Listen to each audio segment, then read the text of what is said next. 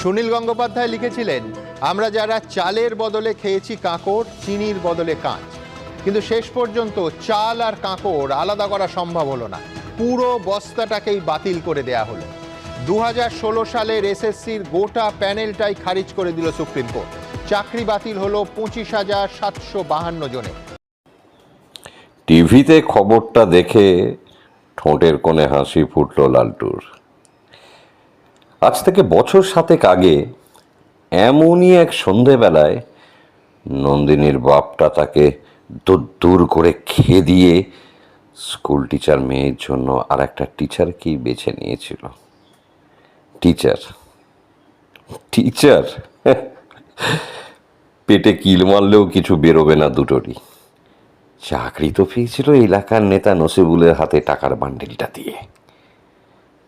দুটোরই চাকরি গেছে, আর টাকাও ফেরত দিতে হবে।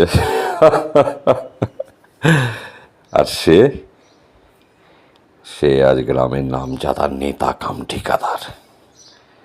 কিন্তু হঠাৎই এসব চিন্তায় ছেদ পড়ল সুবীরের ডাকে। লালটুদা, লালটুদা তাড়াতাড়ি এসো, খোকন কেমন যেন করছে, ওকে এক্ষুনি হাসপাতাল নিয়ে যেতে হবে, গাড়িটা বের করো তাড়াতাড়ি। চিরদিন ক্লাসে ফার্স্ট হওয়া ওর ছোট ভাই খোকনের চাকরিটাও আজ গেছে।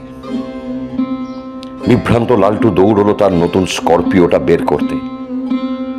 মাসখানেক আগেই এই গাড়িটা ওকে গিফট করেছিল সেই নসিবুলি।